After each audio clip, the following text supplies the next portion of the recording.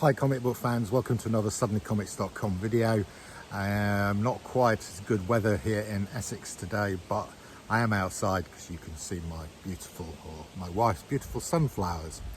Okay, so today I'm going to be talking about some new comics that I've received. They came on Friday, and I've picked out the ones that I've read. And I'm going to review. Okay, so there's a few comics here.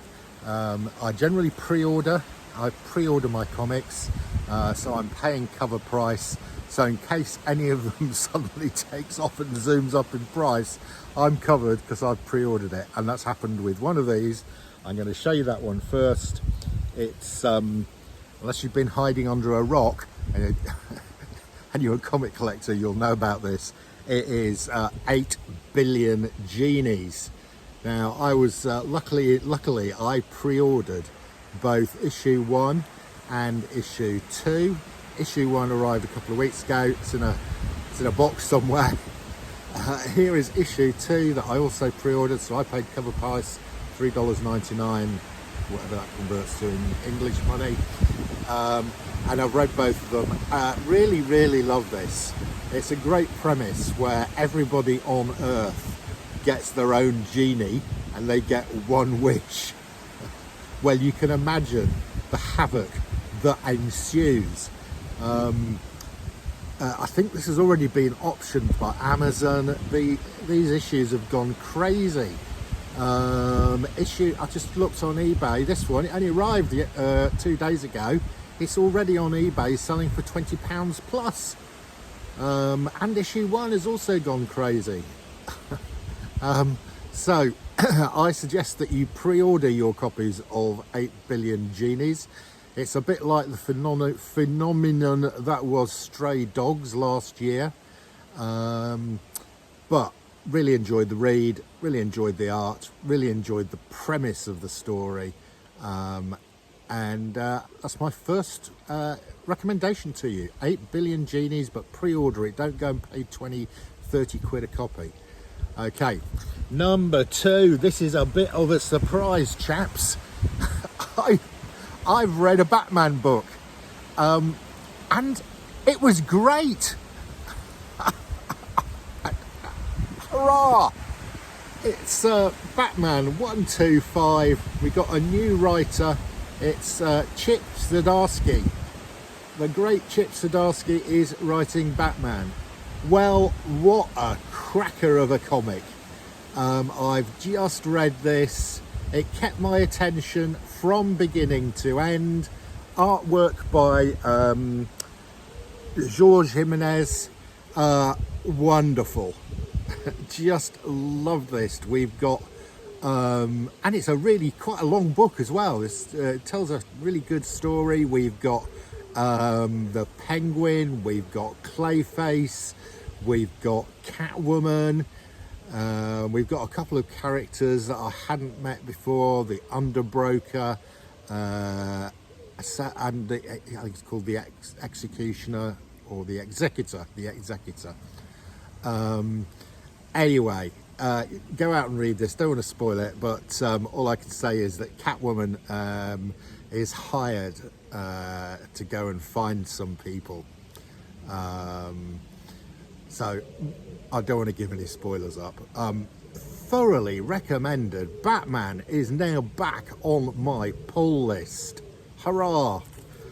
Okay, right. Next up, we've got James Tynion goodness. I've got three comics by James Tynion. He is one of my favourite current comic book writers. Everything he touches, as far as I'm concerned, is great. So I just buy stuff because it's by James Tynion. The ongoing series, I've got all of these. This is Nice House on the Lake. I think it started about this time last year, even earlier than that. It had a break. There's going to be, I think there's 10 issues of this. This is issue 9. I still don't know what's going on. This one's about, there's 10 characters. This one features Arturo, who is a acupuncturist. Anybody know what's going on? Please let me know in the comments below, because it's a complete mystery to me. I'm hoping it's all going to come out in the wash in issue 10, and we're going to finally find out what's going on. But this has been a must read for me. Great stuff. Yeah, and if you haven't read this, don't start with issue 9. You won't know what on earth is going on. You'll need to go back to issue 1. Right, next up it's another James Tynion. This again is a series I've been collecting, Silver Coin. This is number 11. This is a sort of horror anthology series, so each comic you get a different story, all connected by a silver coin.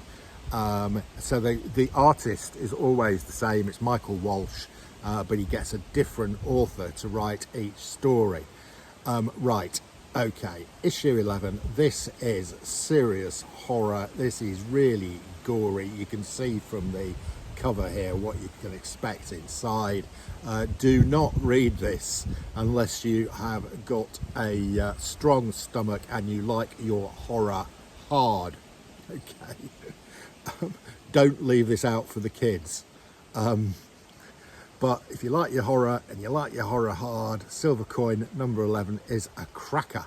Okay. Now then, we're going to finish off with another James Tynion. Here we go. It's James Tynion, and it's called The Closet. So this is much more subtle psychological horror. Ostensibly it's about a father and his 4-year-old son, and his 4-year-old son is frightened of monsters in the closet. Well, this is issue 2. Dad appears to have plenty of monsters in his own closet. So I'm not sure whether the story is about the little boy and his monsters or about the father and his monsters. Anyway, here's issue 1. Very well done. This is sort of the opposite of the Silver Coin. This is subtle horror, character built horror. Here we've got issue 2 that I came at the same time as issue 1. I had them on pre-order. The father and the son in this issue are going on a road trip to a new house. Mum has gone by aeroplane, they're going by car, stops off to see an old friend of his, an uncle, and they're talking, and the boy's still seeing monsters in the closet, although he's not at home anymore. So the monster is travelling with the boy. Maybe Dad is the monster, I don't know. Great stuff from Tynion here. Brilliant. Recommend this. Okay, so there you go. Those are the new comics. I did get some other new comics, but I haven't read them yet. So I thought I'd share with you the new comics I've actually read, so I could give you a little bit of a review. That's your lot. See you again soon.